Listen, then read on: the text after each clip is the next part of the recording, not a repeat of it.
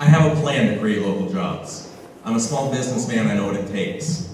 First thing we need to do is make sure that we have state grants and loan guarantees for our small businesses because they're really the engine of our economy. They're the ones that create jobs. We need to make sure that there are systems in place to bring green manufacturing jobs here into Pennsylvania, here into Clearfield County, up into Elk County, all around the area. Because these are the jobs of tomorrow, and these are the ones that you can support a family on. Good jobs that are going to be there. We need to make big corporations from out of state that aren't paying Pennsylvania corporate taxes play by the same rules that businesses right here in Pennsylvania do. Well, we need to close something called the Delaware loophole. What it basically means is that these out-of-state corporations get out of paying their Pennsylvania taxes, and it hurts Pennsylvania businesses. Now we need to close that loophole up, and when we do that, instead of the local businesses paying the second highest corporate tax rate in the country, and out-of-state businesses paying nothing, we can level it out so that everybody's paying an equal amount, but that amount will be half of what we see today. We can cut the corporate tax rate in half by just closing this loophole.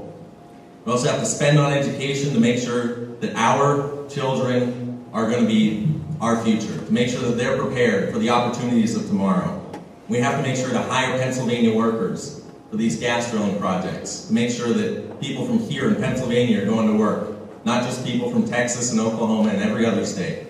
So my opponent likes to talk a lot about sound bites, but I noticed that all he said as far as the plan was prioritize, cut waste, and use money better. I didn't hear an actual proposal out of him as to how to create jobs here in Pennsylvania. Representative Gabler?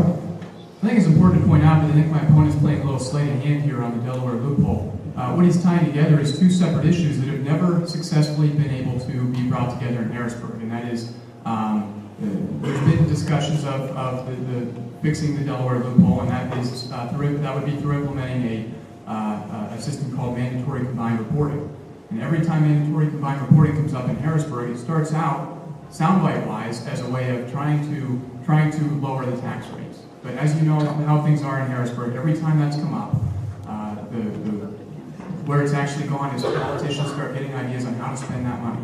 Make no mistake about it, the proposal to close the Delaware loophole is a targeted tax increase on job creators in Pennsylvania.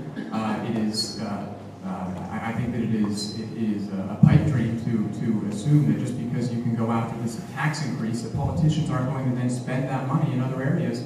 What it's going to be is what my opponent's proposing is a tax increase, and not there's no guarantee that money's going to be. Thank you very much. Representative Straub, 1 minute.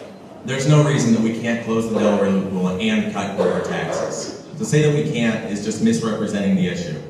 Now, my opponent just said I'd be raising taxes on Pennsylvania job creators, but we'd actually be cutting taxes on Pennsylvania businesses that create jobs here, that are located here, that do business here, and that we depend on every day.